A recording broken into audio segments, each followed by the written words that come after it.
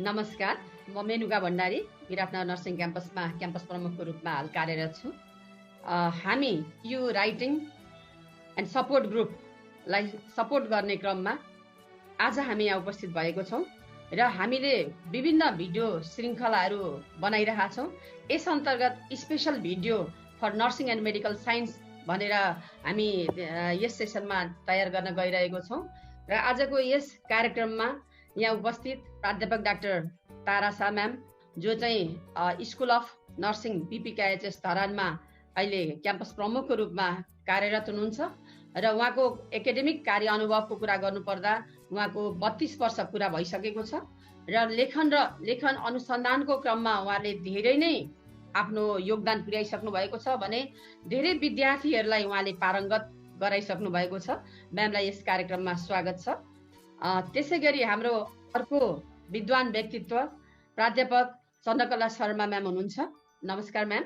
उहाँ महाराजा नर्सिङ क्याम्पसमा प्राध्यापकको रूपमा कार्यरत हुनुहुन्छ र उहाँ अहिले आफ्नो पोजिसनको हिसाबले असिस्टेन्ट क्याम्पस चिफ हुनुहुन्छ र चन्द्रकला म्यामले पनि धेरै ठाउँमा विश्वविद्यालय अनुदान आयोग, त्यस्तै गरी नेपाल अनुसन्धान परिषदमा चाहिँ सल्लाहकारको रूपमा अथवा एक्सपर्ट कमिटीको रूपमा रहेर काम गर्दै आउनु भएको छ भने म्यामको आफ्नै अनुभवको कुरा गर्दाखेरि 34 वर्ष पुरा भइसकेको छ र म पनि म्यामहरूकै विद्यार्थी हुँ। म्यामलाई स्वागत छ। त्यसै गरी हाम्रो अर्को व्यक्तित्व आदरणीय मोहन सुवेदी सर रहनु भएको छ। आजको यस महत्त्वपूर्ण सेसनमा मोहन सरले मलाई टेक्निकल सपोर्ट र अन्य आवश्यक सपोर्ट गर्नुहुनेछ। धन्यवाद। सर्वप्रथम म प्राध्यापक तारा शाह म्यामलाई पहिलो प्रश्न राख्ने जमर्को गर्दैछु। नर्सिङ क्षेत्रका अनुसन्धान, लेखन र प्रकाशनका मुख्य चुनौतीहरू के हुन सक्छन्? सुरुवाती चरणका अनुसन्धानकर्ताहरूको सम्बन्धमा सोको समाधानका उपायहरू के हुन सक्छन्? यहाँहरूको अनुभवहरूको आधारमा केही कुरा प्रकाश पारिदिनुमा हार्दिक अनुरोध गर्दछु। तारा म्याम। हजुर, धन्यवाद मेनका म्याम। रिसर्च भने साइन्स चाहिँ प्रुभन फ्याक्ट हो र त्यो प्रुभन फ्याक्ट साइन्सले अब जबसम्म चाहिँ एउटा प्रुभ गर्दैन, फ्याक्ट फाइन्डिङमा जाँदैन, त्यतिखेरसम्म अब यहाँ सबैलाई थाहा छ एभिडेन्स बेस्ड प्र्याक्टिसको कुरा भन्छ र त्यो एभिडेन्स बेस्ड प्र्याक्टिस भनेको quality of care, quality of service, quality of एजुकेसनसम्मलाई पनि यसले जोडेको हुन्छ। त्यसैले यो क्वालिटीको कुरा जहाँ आउँछ त्यहाँ चाहिँ रिसर्च नभइकन हुँदैन। रिसर्चमा म एकदमै इन्ट्रेस्टेड हो गर्न। बिचबिचमा अलिअलि गरियो पनि, अरूले पनि गरेका छन् र अब हामीले गर्ने रिसर्चहरू कस्तो रहेछ भन्दाखेरि अब कुनै एकाडेमिक क्राइटेरिया पुरा गर्नलाई, कुनै हाम्रो करियरहरूको क्राइटेरिया मिट गर्नलाई भनेको प्रमोसनहरूको लागि भयो, अपोइन्टमेन्टको लागि भयो, तर साँच्चैको ठुल्ठुलो प्रोजेक्टहरू पनि हामी हेल्थ फिल्डमा, नर्सिङ फिल्डमा गर्न सक्छौँ। तर अहिलेको हाम्रो चुनौती, जस्तो मैले एउटा अमेरिकामा उसमा हेरेर आएको थिएँ कि त्यहाँ के अरे हुन्छ नि, रिसर्च भनेको एउटा इन्डिपेन्डेन्ट जब, जस्तो एउटा कोही टिचिङमा छौँ या सर्भिसमा भए जस्तै नर्सहरू पनि एउटा रिसर्च वर्कमै चाहिँ फुल टाइम वर्करको रूपमा काम गर्नुहुन्छ। पक्कै पनि अब यो पार्ट टाइम थोरै टाइम दिएर गर्ने भन्दा त फुल टाइम काम गर्ने ठाउँमा त क्वालिटीको रिसर्चहरू आउँछ, ठुल्ठुलो प्रोजेक्टहरू ल्याउन सकिन्छ भन्दा एउटा चुनौती चाहिँ अहिलेको टाइम कन्स्ट्रेन्ट पनि जस्तो लाग्छ। जस्तो 6 घन्टा 8 घन्टा ड्युटी गरेर अझ हस्पिटलमा हेऱ्यो भने त 12 घन्टाको ड्युटीसम्म पनि हुन्छ र त्यो सँगसँगै साइड बाई साइड अब रिसर्च काम लाँदाखेरि क्वालिटीमा अलिकति कम्प्रोमाइज पनि हुने देखिन्छ। त्यसैले गर्दाखेरि यो हामीले अब एउटा सेक्टरमा यहाँ विज्ञहरू हुनुहुन्छ, ठुलो एउटा अभियान लिएर हिँड्नु भएको छ। त्यसैले के भन्छु भन्दा एउटा फुल टाइम पनि एउटा चाहिँ हामी डेकोरम अब सुरु गरौँ। हाम्रो सर्भिस एरियामा ठाउँ छ, एजुकेसनमा छ भन्या जस्तै एउटा रिसर्च वर्कको लागि पनि इन्डिपेन्डेन्ट सेक्टरको लागि चाहिँ हामी जोड गरौँ, पहल गरौँ र त्यो खडा गरौँ। त्यसो भएपछि हामीले क्वालिटीको रिसर्चहरू पनि ल्याउन सक्छौँ, ठुल्ठुलो प्रोजेक्ट गर्न सक्छौँ र एभिडेन्सहरू जेनेरेट गरेर त्यो अनुसार हामीले देशलाई मात्रै नभएर संसारलाई पनि हामीले नेपालको कन्टेक्स्टमा अथवा इन्टरनेसनल कोलाबोरेटिभ रिसर्चहरू गरेर अगाडि बढ्न सक्छौँ भन्ने। त्यसैले एउटा इस्युज मैले देखेको चाहिँ अब यो टाइम कन्स्ट्रेन्टको कुरा भयो। अर्को रिसोर्सेसमै, जस्तो अहिले रिसोर्सकै कुरा गर्दाखेरि अर्को ग्रान्टहरू त छ, थोरै थोरै एनएचआरसीमा अलिकति हुन्छ, त्यस्तै युजिसीले थोरै दिन्छ, तर त्यसले चाहिँ सबै कामहरू पुग्दैन। कहिले कहिले हामीले साँच्चैको भन्ने हो भने इन्भेस्टिगेसनहरू गर्नु पर्यो, फिल्डमा कम्युनिटी स्टडीको हामीलाई रिसोर्सेस स्पेसली चाहिँ फाइनेन्सको कुरो छ, त्यसैले त्यो कुरा जोडिन्छ। र नर्सिङमा अर्को यहाँहरूलाई थाहा छ एउटा एथिकल इस्युज पनि छ, जस्तो हामीले एथिकल क्लियरेन्स लिँदा क्लिनिकल ट्रायलहरू हाम्रो उसमा छैन होइन, अथोरिटीमा। अनि त्यो बेलामा अप्ठ्यारो हुन त मैले अर्को एउटा रिसर्चर अघि भने जस्तै युएसमै एउटा देखाएको थिएँ, नर्सले पनि अब एक्सपेरिमेन्टल रिसर्च गरेको देखाएको थिएँ, जस्तो nutrition and quality of life होइन, भन्दा गर्न त सकिँदो रहेछ, तर अब ठुल्ठुलो अब ट्रायलहरू चाहिँ अलिकति कन्स्ट्रेन्ट छ, त्यसैले त्यो एउटा चाहिँ अर्को चाहिँ हाम्रो लागि चुनौती। तर त्यसलाई त्यति ठुलो चुनौतीको रूपमा म चाहिँ लिँदिनँ, किन भन्दाखेरि म्याडमलाई अलिकति यही विषयमा जस्तो केही संस्थागत चाहिँ चुनौतीहरूको बारेमा म्याडमले चाहिँ राखिदिनु भयो, कतिपय रिसोर्स अनि एरेन्जमेन्टको साइडमा, अनि केही व्यक्तिगत चाहिँ नर्सिङ फिल्डका मान्छेहरूलाई हुने, तैपनि अझ बढी जस्तो म्याडमको लामो अनुभव छ, यो लामो अनुभवमा नर्सिङ फिल्डको एकजना चाहिँ रिसर्चर जो बिगिनर रिसर्चर नै भनौँ, टिचिङ फिल्डमा हुनुभएको वा स्टडीकै पिरियडमा हुनुभएको, यस्तो बिगिनर रिसर्चरहरूलाई उहाँलाई इन्डिभिजुअल रूपमा आउने त्यो च्यालेन्जेसहरू अथवा रिसर्चलाई पुरा गर्नलाई एकदमै केयरै गर्नुपर्ने विषयहरू के हुन सक्ला? यसो म्याडमको अनुभवमा 1, 2, 3 त्यसमा पनि म्याडमले अलिकति प्रकाश पारिदिनुहुन्थ्यो कि? हजुर, हस् मोहन सर, धन्यवाद। बिगिनर रिसर्चरहरूलाई पक्कै पनि कोही पनि जन्मिँदै सबै कुरामा एक्सपर्ट भएर आएको हुँदैन, भने जस्तो बिगिनर पनि प्रोफेसनको बिगिनर भर्खरै जन्मेर भनौँ न हुर्किनै लागेको अब एउटा बिरुवा जस्तै पनि हो। त्यसैले उहाँहरूलाई सुरुको रिसर्चको बेलामा पनि अब त्यहाँ गाइडहरूको आवश्यकता पर्छ, एक्सपर्टहरूले सपोर्ट गरिदिनु पर्छ होइन, भन्दा उही हात समातेर बच्चाहरूलाई हिँड्न सिकाए जस्तै हामीले पनि हाम्रो स्टुडेन्टहरूलाई सिकाउने काम गर्छौँ। र हाम्रो कोर्समा त अझै सर भन्नुहुन्छ भने ब्याचलर डिग्रीदेखि नै प्रोजेक्ट पिएचसी बिएनले पनि हाम्रो रिसर्च गरिरहेको हुन्छ, तर उहाँहरूले गर्ने रिसर्च अलिकति स्मल स्केलको, अलिकति सिम्पल भनेको क्वान्टिटेटिभलाई बढी हामीले फोकस गर्छौँ भने मास्टर डिग्री पोस्ट ग्रेजुएटमा चाहिँ क्वालिटीको research, qualitative research, experimental research होइन, एनालाइटिकल रिसर्च भनेको रिसर्चको पनि लेभल अलिक बढाउँदै लान्छौँ। र पिएचडीमा गएपछि पक्कै पनि इनोभेटिभ कुराहरू आउँछ र नयाँ कुराहरू जोडिने एउटा चाहिँ संसारलाई भनौँ न नयाँ कुरा केही बनाएर दिनुपर्ने फ्याक्ट हुन्छ। त्यसैले त्यस अनुसार चाहिँ लेभल अफ रिसर्च पनि फरक हो र उहाँहरूको बिगिनरको चुनौती चाहिँ अब लर्निङकै कुरा हो। र मलाई अब अरू फिल्डको त धेरै एक्सपिरियन्स भएन सर। धन्यवाद म्याम। म तारा म्यामसँग अहिले फेरि एकछिन विश्राम लिँदै म आदरणीय चन्द्रकला शर्मा म्यामसँग दोस्रो प्रश्न राख्न जाँदैछु। यो कोभिड महामारीको हालको विषम अवस्थामा समेत अनुसन्धानका गतिविधिहरू सुचारू गर्नुपर्ने अवस्था छ।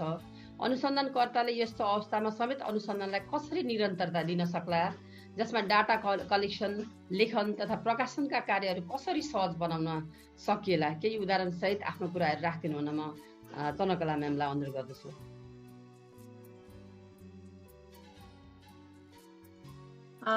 धन्यवाद मेनुका म्याडम। अब हामी सबैले यो फेस गरिरहेको छौँ। डेफिनेटली यो पेन्डेमिकले हामीलाई धेरै प्रब्लम क्रिएट गरेको छ र रिसर्चको एरियामा पनि धेरै समस्याहरू चाहिँ आएको छ। र यस सन्दर्भमा रिसर्च हामीले यो पेन्डेमिक सिचुएसन आउनुभन्दा अगाडि रिसर्च स्टडीहरू, प्रपोजलहरू बनाएर हामीले यो दौरानमा चाहिँ डेटा कलेक्सन होइन, अब भनौँ रिपोर्ट राइटिङ, प्रकाशन पनि गर्ने दौरानमै हामी आएर यसरी यो पेन्डेमिकले गर्दाखेरि हामी यो पेन्डेमिक कहिले सकिन्छ र त्यसपछि हामी गरौँला भन्ने अवस्था पनि नरहेको अवस्था चाहिँ अहिले देखिन्छ। किन भन्दाखेरि आउटकमको चाहिँ सर्टेनिटी भएन, आउटकम इज अनसर्टन, कहिलेसम्म जान्छ पेन्डेमिक भन्ने कुरो चाहिँ थाहा भएन। त्यो कारणले गर्दाखेरि अहिले डेटा कलेक्सन गर्नको लागि चाहिँ मैले मेरो हिसाबले हाम्रो सिकाइको हिसाबले पनि हामीले अहिले हेर्दाखेरि अनलाइन प्लेटफर्मै युज गर्नुपर्ने अवस्था चाहिँ देखिएको छ। र यसमा हामीले बुन्दागत रूपबाट भन्ने हो भने जस्तै गुगल डक फर्महरू बनाएर पनि हामी डेटा कलेक्सन गर्न सक्छौँ, टेलिफोनबाट डेटा कलेक्सन गर्न सक्छौँ, भिडियो कन्फरेन्सिङ गरेर डेटा कलेक्सन गर्न सक्छौँ। र त्यति मात्रै नभइकन कतिवटा डेटा कलेक्सन चाहिँ हामीले त्यो रेस्पेक्टिभ एरियामा त्यो पर्टिकुलर एरियामा चाहिँ त्यहाँको लोकल मान्छेहरूलाई हामीले ट्रेनिङ गराएर, जस्तो अहिले वेबिनारबाट पनि ट्रेनिङ गराइरहेको छौँ। कति कुराहरू सिकाइ त भइरहेको छ नि, जस्तै सैद्धान्तिक सिकाइ, कति कुराहरू सिम्पल भन्नु न, यो प्रयोगत्मक कुराहरू पनि, कति सिम्पल कुराहरू पनि हामीले यो भिडियो कन्फरेन्सिङबाट, वेबिनारहरूबाट पनि हामीले गराउन सकिरहेको छौँ। त्यस कारण लोकल मान्छेहरूलाई पनि ट्रेन गराएर उहाँहरूले त्यहाँको पिक्चर्सहरू लिएर पिक्टोरियल एनालिसिस गरेर पनि त्यसको सानो रिपोर्ट तयारी गर्न सक्ने अवस्था पनि गराउन सकिने जस्तो लाग्छ है नि। अब यहाँले जस्तै उदाहरणकै कुरा गर्ने हो भनेदेखि अहिले हामीले चाहिँ हाम्रो विद्यार्थीहरूलाई कम्युनिटी प्र्याक्टिकममा हामीले एक्सपोज गर्नुपर्ने, अहिले यो पेन्डेमिक अवस्थामा हामीले कसरी लैजाने त, अर्को अल्टरनेटिभ खोजी गरौँ न त भन्ने दौरानमा जाँदाखेरि हामी अहिले के सोचेको छौँ भने जो विद्यार्थीहरू जहाँ जहाँ छन् उनीहरूले कम्युनिटी सर्वेको कुराहरू त्यही वरिपरि भएको हाउस होल्डहरूलाई लिने र त्यो बेला बेलामा बिचबिचमा अनलाइनमा टिचर्सहरू हाम्रो फ्याकल्टी म्याडमहरूसँग सम्पर्कमा रहने र उहाँहरूले गरिसकेको त्यहाँको सम्बन्धित कम्युनिटीमा चाहिँ के कुराको चाहिँ निड छ त, कस्तो खालको प्रब्लम आइडेन्टिफाई गरे त, त्यो प्रब्लम अनुसारको उहाँहरूले हेल्थ एक्सन पनि त्यो एरियामा, अब नजिकै कुनै ठाउँमा त 3-4 जना बच्चाहरू पनि सँगसँगै हुने एरियामा पनि हुन सक्छन्। त्यो कन्डिसनमा उहाँहरूले त्यहाँ हेल्थ एक्सन गर्ने र त्यो हेल्थ एक्सनलाई उनीहरूले फोटो खिचेर, भिडियो खिचेर लिएर आउने, अनि त्यो अनुसार हामीले हेरेर उनीहरूलाई फिडब्याक दिने भनेर पनि भनेको छौँ। अहिलेको एउटा चाहिँ हामीले त्यो एउटा भनेको छौँ। र अर्को चाहिँ मैले हेरिरहेको एउटा विद्यार्थीले पनि उसको स्टडी गर्नुपर्ने, उसले म फिजिकल डिस्टेन्सिङ मेन्टेन गरेर पनि गर्न सक्छु है म्याडम भनेर उसले चाहिँ आफ्नो वरिपरिको एरियामा, जस्तै भनौँ डेटा कलेक्सनको दौरानमै एसी स्टुडेन्टलाई अब उसले चाहिँ नजिकको स्वास्थ्य केन्द्रमा गएर होइन, हेल्थ केयर सेटअप्सहरूमा गएर चाहिँ उसले फिजिकल डिस्टेन्स मेन्टेन गरेर आमाहरूसँग 1-to-1 इन्टरभ्यू पनि गर्न सकिन्छ भन्ने। त्यसकारण यस्तो किसिमले चाहिँ हामीले अल्टरनेटिभ खोजी गरेर अहिले डेटा कलेक्सनहरू गर्न सक्ने अवस्था, डेटा कलेक्सनसँग सन्दर्भ के अरे सँग रिलेटेड भयो। र अर्को कुरा चाहिँ अब हामीले कति कन्फरेन्सेसहरू भनौँ न, एनएचआरसीको समिट नै अहिले चाहिँ भिडियो के अरे यो वेबिनारबाट भिडियो कन्फरेन्सिङ गरेर गर्नुभयो होइन।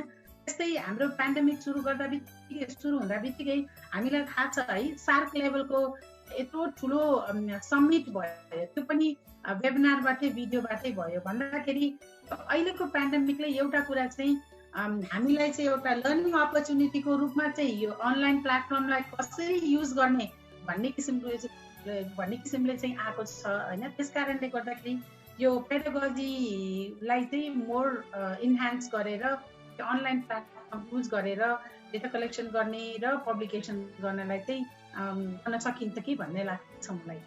मैले म्याडमलाई एउटा थोरै थपौँ। हजुर। जस्तो खास गरी हामीले अहिले म्याडमले भन्नुभयो हामी लर्निङको साइडमा एजुकेसनल चाहिँ अनलाइन प्लेटफर्मलाई हाइली युज भएको अवस्था देख्छौँ।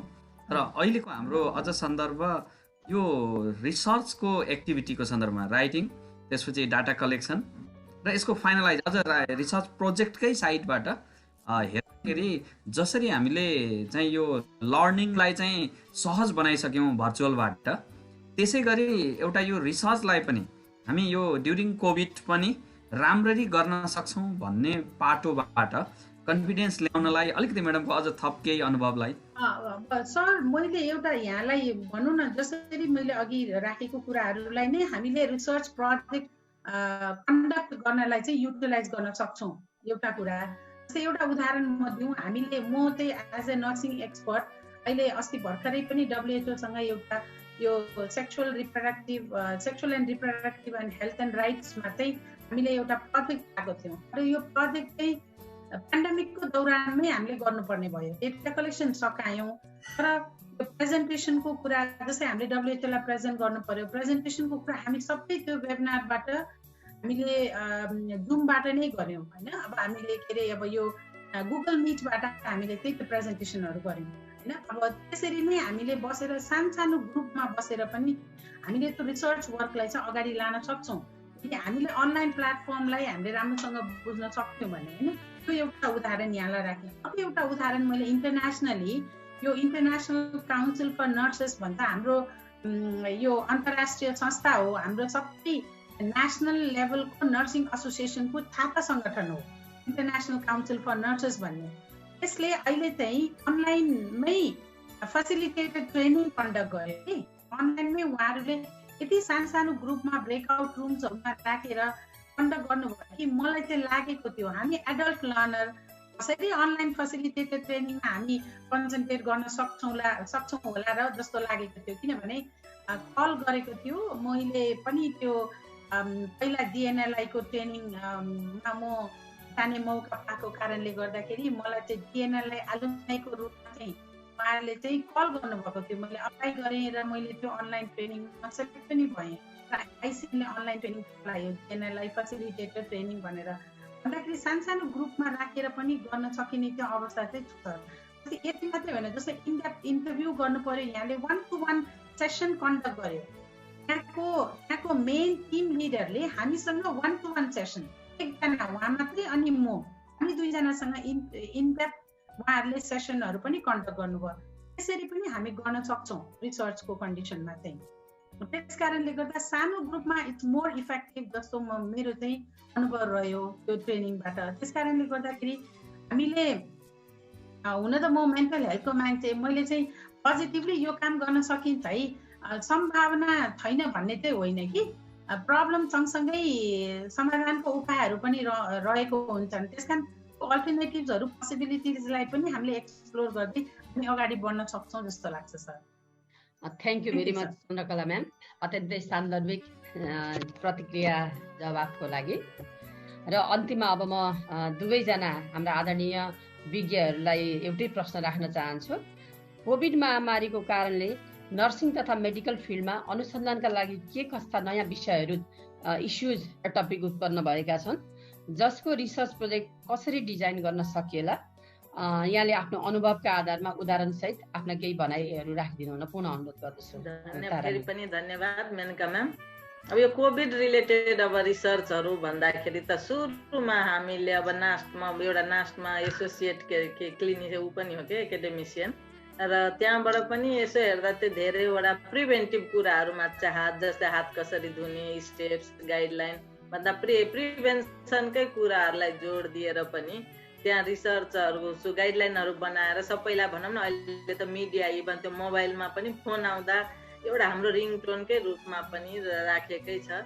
त्यसैले अहिलेको अब आउने अहिलेको रिसर्चरहरूले यदि गर्न चाहनु भयो भने त्यो प्रिभेन्टिभ मेजर्स जुन यति धेरै मिडियाबाट फरकास्ट भइरहेछ, इन्डिभिजुअली पनि हामी हेल्थ वर्करले पनि टिचिङहरू दिइ नै राखेको छौँ, अनलाइनतिर पनि क्लासहरू भएकै छ भन्दा एकदम धेरै एक्सपोजर त पाएको छ नि, होइन? तर त्यो साँच्चैको इफेक्टिभ भएको छ कि छैन, फेरि लेभलसम्म पुगे कि पुगेन, पब्लिकले त्यसलाई युटिलाइज गरे कि गरेन, हेल्थ वर्करले पनि साँच्चैको त्यो 20 सेकेन्ड हात धुने भन्ने कुरा धोएको छ कि छैन भन्दा त्यसको इफेक्टिभनेस अब यो 8 महिना लगभग भइसक्यो नेपालमा पनि भन्दा इफेक्टिभनेस एउटा हेर्न चाहिँ सकिन्छ। जस्तै इम्प्याक्ट त्यो जुन जति इन्भेस्ट भयो प्रिभेन्टिभ एस्पेक्टमा त्यसलाई चाहिँ गर्न सकिन्छ। अर्को पार्ट जुन चाहिँ अब साइकोसोसियल इस्युजमा पनि अझै पनि गर्न सकिन्छ।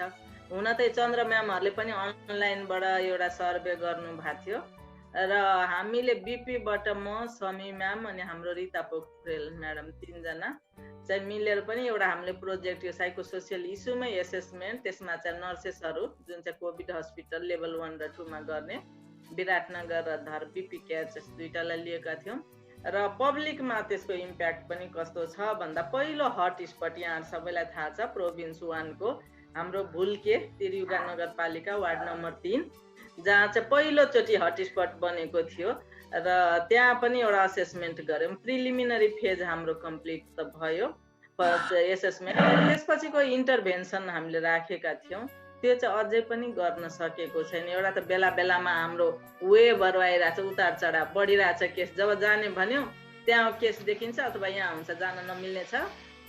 अनि अब चन्द्र म्यामले त अघि भन्नुभयो अनलाइन त इफेक्टिभ छ होइन, नहुनु भन्दा त एकदम राम्रो लर्निङ भयो। म आफैलाई पनि एउटा के भन्छु नि, नयाँ कुरा सिकियो। आजको दिनमा सान र नानले गर्ने प्रोग्राम अमेरिकासँग पनि हामी जोड्यौँ, युकेसँग जोड्यौँ, अस्ट्रेलियासँग जोड्यौँ। तर के भन्दा हाम्रो कन्टेक्स्टमा च्यालेन्जिङ छ। अहिले म्यामको ह्याङ हुन्छ भिडियो भने जस्तै अस्ति मैले अफिसमा एउटा काउन्सिलको मिटिङमा थिएँ, आधा काटिएर आउँछ भन्दा हाम्रो स्ट्रेन्थै पुग्दैन रहेछ क्या। अब म्याडमले बोल्दा बोल्दै अलिकति मैले जस्तो अघि म्याडमले एउटा महत्त्वपूर्ण कुरा राखिदिनु भएको छ, यो पछिल्लो यो कोभिड अगाडि चाहिँ नर्सिङ फिल्डका रिसर्चहरू अलिक मेडिकल्ली फोकस हुन्थे, तर नर्सिङको नयाँ फिल्ड अथवा मेडिकल साइडमा रिसर्चको लागि नयाँ फिल्ड चाहिँ नट ओन्ली मेडिकल सेक्टर भनेर यो सोसियो काउन्सिलिङ टाइपको अथवा त्यो पार्टबाट मेन्टल काउन्सिलिङ लगायतको फिल्डमा पनि अब अझै बढी रिसर्च गर्नुपर्ने एउटा स्कोप जेनेरेट भएको छ भन्ने हो। म्याडमले अलिकति त्यो कुरा भनेको हजुर वाइडर भएर गएको छ, अझ ब्रोड भयो। जस्तो पहिला मेडिकल मात्रै थियो भने अब अहिले सोसियोलोजी जोड्न सक्यो, इकोनोमिकल इम्प्याक्टको कुराहरू पनि छ जुन आइरहेछ होइन, कतिको त्यसबाट फरक पर्यो, लकडाउन भयो, पेन्डेमिक चलिरहेछ भन्दा अर्को इकोनोमीलाई पनि जोड्न सकिन्छ, पक्कै पनि इकोनोमिक्सको पनि त्यहाँ रोल आउँछ होइन। फाइनेन्सियल बर्डन जस्तो फ्यामिलीलाई अथवा हेल्थ केयर अब अहिले त झन् अब गभर्मेन्टले पे गर्नुपर्ने हस्पिटलको कस्टदेखि लिएर घरमै पनि बिरामी हुँदा कतिको कस्ट बढ्यो भन्दा त्यो पनि एउटा बर्डनहरू हामीले असेस गर्न सक्छौँ भन्दा एरिया त अझै वाइड भएर गएको छ।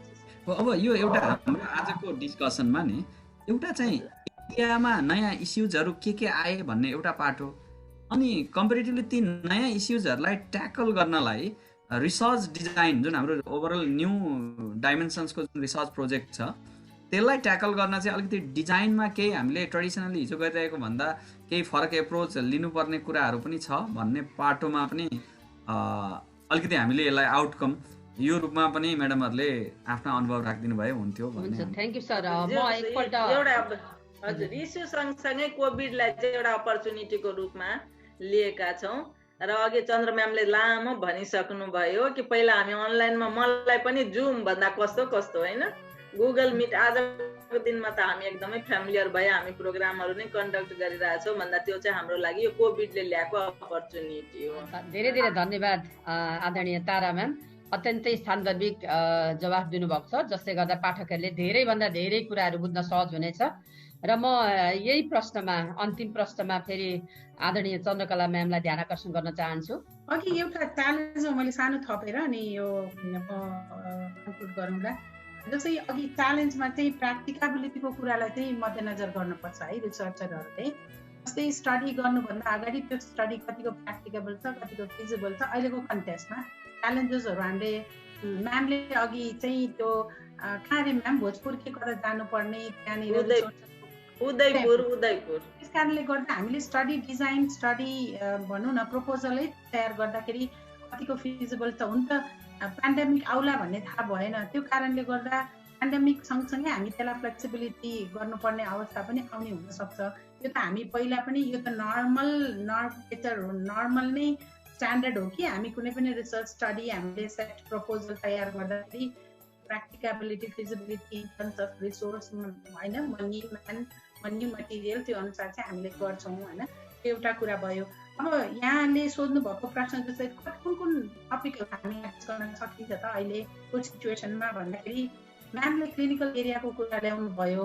मैले अलिकति जस्तै अनलाइन टिचिङ लर्निङ इफेक्टिभनेसलाई पनि हामी हेर्न सक्छौँ अहिले, किन यति धेरै अनलाइनबाट क्लासेसहरू लिइरहेको छ भनेपछि कतिको इफेक्टिभ छ त स्टुडेन्ट्सहरूलाई नै पपुलेसनको रूपमा राखेर हामीले त्यो अनलाइन टिचिङ लर्निङ इफेक्टिभनेस हेर्न सक्छौँ, त्यो एउटा भयो। अर्को चाहिँ म्यामले भनिसक्नुभयो, म दोहोऱ्याउन चाहन्न, क्लिनिकल एरियामा पनि होइन उहाँहरूले काम गर्दाखेरि प्रिभेन्टिभ एस्पेक्टहरूलाई फोकस गरेर होइन कतिको गरेको छ कि छैनन्, प्रिभेन्टिभ मेजर्सहरू प्रिकसन्सहरू लिनुभएको छ कि छैन होइन, त्यसमा पनि हामी कम्पेरिजन गर्न सक्छौँ कमन ले पिपल र मेडिकल हेल्थ प्रोफेसनल्सहरूको बिचमा, त्यो पनि गर्न सकियो। अर्को एउटा ठुलो ब्रड एरिया म एउटा मेरो सेयर गर्न खोजेँ, मैले अस्ति एउटा प्रपोजल रिभ्यू गर्ने चान्स पाएँ। त्यसमा के थियो भने स्टडी चाहिँ math assessment of the children, बच्चाहरूको म्याथमेटिक असेसमेन्ट गर्ने रे। म्याथमेटिक असेसमेन्ट अहिलेको कोभिडको सिचुएसनमा उनको म्याथमेटिक असेसमेन्ट चाहिँ अनलाइनबाट, यो अहिले त अनलाइनबाट पढाइ त भइरहेको छ विद्यालय स्तरमा पनि, क्याम्पस स्तरमा मात्रै होइन भन्दाखेरि म्याथमेटिक असेसमेन्ट गर्ने र सँगसँगै पेरेन्ट्सको एङ्जाइटी अब अभिभावकहरूको चाहिँ चिन्ता होइन अब यो बच्चा बालबालिकाहरूको यो शिक्षासँग उनीहरूको शिक्षासँग सम्बन्धित उनीहरू त्योसँग रिलेटेड एङ्जाइटी स्ट्रेस के छ त पेरेन्ट्सहरूको त्यो पनि हेर्न खोज्नु भएको र मैले त्यो प्रपोजल हेर्ने मौका पाएँ र मलाई अलिक क्लियर भएन र मैले एज अ रिभ्युअर चाहिँ मैले क्ल्यारिफिकेसन पनि मागेँ कि 2-3टा प्रश्नले चिन्ता थाहा पाउन सक्छ त अभिभावकहरूको भन्ने किसिमको कुरा आएको थियो। त्यसकारण कहिलेकाहीँ डिजाइनमा अघि सरले सोध्नु भएको हाम्रो स्याम्पल चाहिँ डिफ्रेन्ट स्याम्पल पनि हुनसक्छ, टिचरलाई सोध्न सकिने हुनसक्छ अनि स्टुडेन्ट्सहरूलाई सोध्न सकिने हुनसक्छ, पेरेन्ट्सहरूलाई सोध्न सकिने हुनसक्छ। त्यस कारणले गर्दाखेरि डिफ्रेन्ट स्याम्पल्सहरूलाई पनि हामीले कलेक्ट गरेर चाहिँ डिफ्रेन्ट पपुलेसनलाई एड्रेस गरेर पनि हामी रिसर्च डिजाइन गर्न सकिने रहेछ भन्ने चाहिँ मैले त्यो धेरै रिभ्यूहरू गर्दाखेरिको त्यो अनुभव मैले फेला पारेको। त्यसमा अघि डेफिनेटली म्यामले भनेको कुरामा चाहिँ मैले सहमति जनाउँदै अहिले एरिया चाहिँ वाइडनिङ भएको छ होइन, ब्रड भएको छ। त्यसपछि अघि मैले भने स्कुल स्टुडेन्ट्सहरूलाई पनि गर्न सकिन्छ र मल्टी रिसर्च डिजाइन हामीले मल्टिपल मतलब मिक्स्ड मेथडलाई पनि फोकस गर्नुपर्छ कि अब होइन। अघि मैले भने 1-to-1 इनडेप्थ इन्टरभ्यू गर्न सकिन्छ होइन, हामीले फोकस जुममै बसेर 1-to-1 इन्टरभ्यू भने अहिलेको सन्दर्भमा हामीले बालबालिकाहरूको विद्यालय स्तरमा पनि हामीले रिसर्च गर्न सक्ने अवस्था भएको छ कि त्यो पाटो वाइड भएको छ। किनभने अहिले यति धेरै 6-7 महिनासम्म त अनलाइन क्लासेसहरू गरिरहेको छ होइन। त्यसले गर्दाखेरि बालबालिकाहरूमा पनि गर्न सकिने मैले एउटा रिभ्यू गर्ने मौका पाएको भएर यो यहाँहरूसँग सेयर गर्न चाहेँ मैले। र अर्को चाहिँ बालबालिकाहरूको शिक्षासँग रिलेटेड होइन अभिभावकहरूमा देखिने चिन्ता तनाव सम्बन्धित पनि हामीले चाहिँ स्टडीहरू गर्न सकिने रहेछौँ होइन। भन्दाखेरि त्यति मात्रै नभइकन हामीले स्टडी अब अहिले कोभिडसँग रिलेटेड स्टडीहरू गर्न पर्यो भनेदेखि हामीले त्यो विभिन्न तह तब्काको कि जस्तै हामीले सेन्ट्रल लेभलमा मात्रै होइन कि अब पेरिफेरल लेभलमा प्रोभिन्सियलमा पनि त्यहाँ भएको हेल्थ केयर सेटअपमा भएको हेल्थ वर्कर्सहरूलाई पनि हामीले इन्कर्पोरेट गरेर उहाँहरूको पनि संलग्नता गरेर लग्यो भनेदेखि हामीले वाइडली हामीले गर्न खोजेको कुराहरू चाहिँ मोर वाइडनिङ भएर जान सक्छ भन्ने भनाइराख्न खोजेँ मैले। हाम्रो मोडरेटर प्रोग्रामलाई जुन अहिले मोडरेट गरिनु भएको छ मेनुका भण्डारीजी पनि आफैमा पनि यो फिल्डको रिसर्चर नै हुनुहुन्छ। दुईवटा विषय मुख्य रहे, एउटा चाहिँ अहिले पछिल्लो कोभिड पेन्डेमिकले के यो रिसर्चमा च्यालेन्ज ल्यायो हाम्रो फिल्डमा, अनि अर्को चाहिँ हामीले चाहिँ अहिले नयाँ क्षेत्रका नयाँ टपिकहरू नयाँ इस्युजहरू अनि अलिक फरक ढङ्गले डिजाइन गरेर रिसर्च गर्ने विषयहरू के हुन सक्लान्, अनि खास गरी एउटा बिगिनर रिसर्चरले यी सबै चाहिँ यो नयाँ च्यालेन्जहरूलाई ओभरकम गर्नलाई के गर्न सक्ला भन्ने विषय नै आजको हाम्रो सेरोफेरो हो। यो विषयमा त आफै मोडरेटर हाम्रो मेनुका जी पनि आफै यो क्षेत्रको रिसर्चर पनि हुनुहुन्छ, केही रिसर्च गर्नुभएको मैले पाएको छु।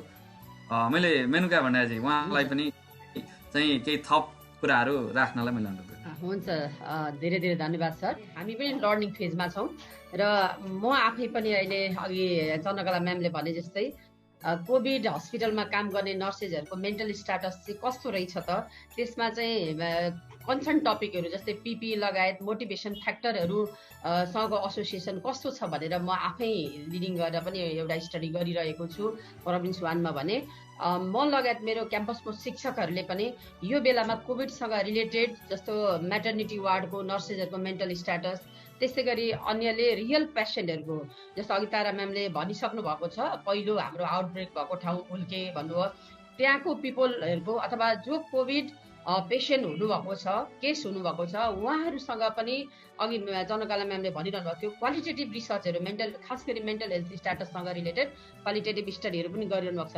र भन्न खोजेको के भने अहिले यो जुन एउटा कोभिड-19को विषम परिस्थितिमा हामी नर्सिङ फिल्डमा खास गरी धेरै जस्तो स्टडी चाहिँ कोभिड रिलेटेड नै भएको छ। यसमा चाहे मेन्टल हेल्थ स्ट्याटसको कुरा होस्, चाहे अनलाइन क्लासको इफेक्टिभनेसको कुरा होस्, चाहे टिचिङ लर्निङको इफेक्टिभनेसको कुरा होस्, सबै यसैको सेरोफेरोमा स्टडी भइरहेको हुनाले यसले एउटा अवसरको रूपमा पनि प्रदान गरेको छ। अब यसको इफेक्टिभनेस कतिको हुन्छ भन्ने कुरा पछि हाम्रो रिसर्चको फाइन्डिङले देखाउने नै छ। धन्यवाद मोहन सर। र मैले चन्द्रकला म्याडमलाई एउटा चाहिँ अझै उहाँले दिनुहुन्थ्यो कि भन्ने लाग्यो, हाम्रो चाहिँ सहभागी साथीहरू जुन भिडियोलाई हेरेर बेनिफिट लिने साथीहरू हुनुहुन्छ, यो कोभिडको अवस्थामा पनि हामीले पर्खिरहनु परेन, हामी ड्युरिङ कोभिड पनि हाम्रो नर्सिङ मेडिकल फिल्डमा धेरै रिसर्चहरू गर्न सक्छौँ भन्ने एउटा कन्फिडेन्सका लागि म्याडमले केही थप कुराहरू राखिदिनुहुन्थ्यो कि? चन्द्रकला म्याडमलाई मैले हजुर सर, धन्यवाद सर। सर अघि नै मैले भने कि बाटो चाहिँ एउटा एकातिरको ढोका बन्द भएन, अर्कोतिरको ढोका खुल्छ होइन। त्यस कारण डेफिनेटली त्यो पोसिबिलिटीलाई एक्सप्लोर गरेर हामीले अहिले कोभिडको सन्दर्भमा डेटा कलेक्सन हामीले 1-to-1 फिजिकली प्रेजेन्ट भएर गर्न सकिएन भन्ने कुरा भन्दा पनि अल्टरनेटिभ त्यसको सोल्युसन के छ त भनेर खोजी गरेर अनलाइन प्लेटफर्म नै अहिले युज गर्नुपर्ने जस्तो देखिएको छ होइन। अब अर्को कुरा अघि मैले भने यहाँलाई लोकल त्यहाँको इन्डिभिजुअल मान्छेहरूलाई ट्रेन गरेर पनि अब हामीले कुन ठाउँमा गर्न लागिरहेको छौँ डेटा कलेक्सन, त्यो लोकल मान्छेहरूलाई ट्रेन गरेर पनि गराउन सकिने अवस्था छ। चाहिँ मैले नै हेरिरहेको विद्यार्थीले अहिले म वरिपरि नै त्यही नजिकै हेल्थ पोस्ट छ, उसले गर्न खोजेको अस्पतालमा यहाँको। अब अहिले यो अवस्थाले गर्दाखेरि हामीले टाइम युज गर्नु पर्यो, एकाडेमिक सेसन लम्बिसक्यो, 7-8 महिना भइसक्यो। त्यो कारणले गर्दा उसले चाहिँ त्यही नजिकको स्वास्थ्य केन्द्रमा गएर त्यहाँ आउने आमाहरूसँग डिस्टेन्स मेन्टेन गरेर गर्न लाग्ने किसिमले चाहिँ हाम्रो निर्णय भएको छ होइन। उसले चाहिँ डेटा कलेक्सन गर्दैछ त्यो नानीले। त्यो कारणले त्यस्तो किसिमले चाहिँ हामीले अल्टरनेटिभहरू खोजी चाहिँ गरेर अगाडि बढ्नुपर्छ जस्तो लाग्छ डेफिनेटली। किनभने एउटा ढोका बन्द भयो डेफिनेटली अर्को ढोका चाहिँ खुल्छ। त्यस कारण अहिलेको सन्दर्भमा हामीले अनलाइन प्लेटफर्मलाई युज गर्ने, अब अघि मैले यहाँलाई भनिसकेँ जस्तै कसरी गर्न सकिन्छ, भिडियो कन्फरेन्सिङ गर्न सकिन्छ कि 1-to-1 सेसन गरेर गर्न सकिन्छ कि। मैले मेरो विद्यार्थीको रिसर्च प्रपोजलको फिडब्याक दिनु पर्यो, ऊ आउन यहाँ सकेन, जुममा 7 बजेतिर ऊ र म जुममा बसेर उसले सेयर गर्छ अनि मैले फिडब्याक दिने गरेर गऱ्यौँ होइन। अब त्यो काम ठप्प त पार्नु भएन सर। उसको त्यो अनलाइन एजुकेसनको इफेक्टिभनेस हेर्न खोजेको त्यो नानीले, बिएनएस 3rd इयरको नानीले। त्यस कारणले गर्दा 1-to-1 विद्यार्थीसँग यहाँ हाम्रो सबै म्याडमहरूले त्यही म्याडमहरूले त्यसरी चाहिँ विद्यार्थीलाई जुममा बोलाएर रिसर्च प्रपोजलहरू हेरिरहनु भएको छ। भन्दाखेरि अब अहिले महामारी भयो, पेन्डेमिक ओभर भएपछि मात्रै म गर्छु भनेर वेट गर्ने सिचुएसन भएन। कति कुराहरू हामीले अनलाइन प्लेटफर्म युज गरेर गर्न सकिन्छ। धन्यवाद म्याम। आजका यस महत्त्वपूर्ण हाम्रो भिडियो श्रृङ्खला special for nursing and medical science रहेको थियो। यसमा हाम्रो नर्सिङ विज्ञ विशेषज्ञ म्यामहरू हाम्रो यस भिडियो श्रृङ्खलालाई निरन्तरता दिनको लागि समय दिनुभयो र अत्यन्तै सान्दर्भिक र समय सापेक्षिक रिसर्चसँग सम्बन्धित कुराहरू बताउनु भएको छ। र यसबाट के बुझ्न सकिँदो रहेछ भने हामीले अहिलेको यस विषम परिस्थितिमा पनि आइदर बिगिनर रिसर्चर होस् अथवा अनगोइङ रिसर्चर होस्, हाम्रो रिसर्चलाई चाहिँ निरन्तरता दिन सकिने रहेछ। त्यति मात्रै होइन, हामीले लेखन र पब्लिकेसनलाई पनि निरन्तरता दिन सक्ने रहेछौँ भन्ने यसको निष्कर्ष रह्यो। र यो सम्पूर्ण कार्यक्रममा आदरणीय मोहन सुवेदी सरले मलाई टेक्निकल्ली सपोर्ट मात्र नगरेर होलिस्टिक सपोर्ट गर्नुभएको छ। यहाँलाई पनि धेरै धेरै धन्यवाद भन्दै आज हाम्रो आदरणीय म्याडमहरू र सरलाई विशेष धन्यवाद दिँदै म बिदा हुन्छु। हस्, धन्यवाद।